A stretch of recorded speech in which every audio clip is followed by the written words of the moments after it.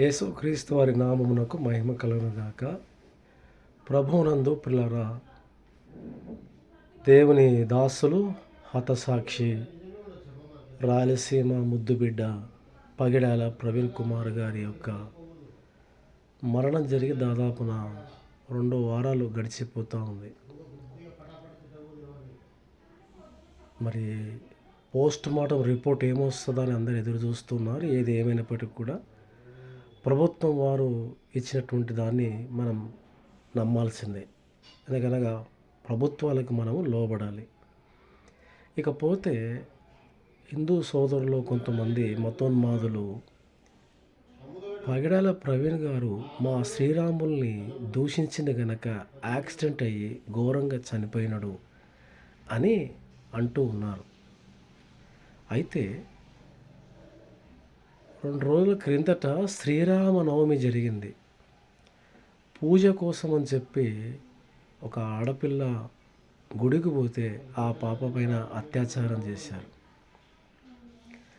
మీరు దళితులు రావద్దు అని చెప్పి గుడి రాకుండా శ్రీరామన పండుగ వెళ్ళగొట్టారు. మరి గుడిలో అలా జరగడం మన బాధాకరం. అయితే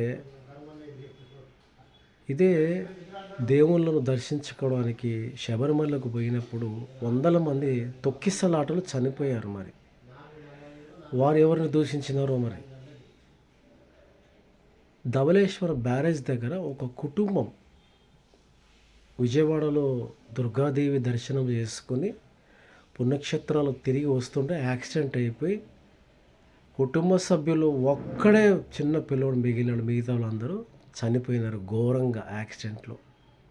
బాడీ మొత్తం నుజ్జును అయిపోయింది. ప్రవీణ్ పగడాలది కాలే అట్లా. కాబట్టి మీ శ్రీరాముల్ని తిట్టినారు కనుక ఇట్లా అయిందనడం అనేది అపోహ, అపార్థం. హిందూ సోదరులు అందరు కాదండి, కొందరే.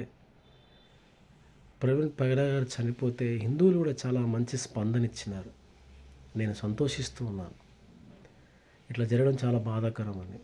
కొందరే మత పిచ్చి పట్టి డబ్బు సంపాదించడానికి, వాళ్ళ అవసరాలు తీరడానికి ఇలాంటి వాక్యాలను ఉచ్చరిస్తూ ఉంటారు. ఏదైనప్పటికీ కూడా దేవుడైన వాడు అతన్ని దూషిస్తే అతడు చంపుతాడంటే వాడు దేవుడే కాదు.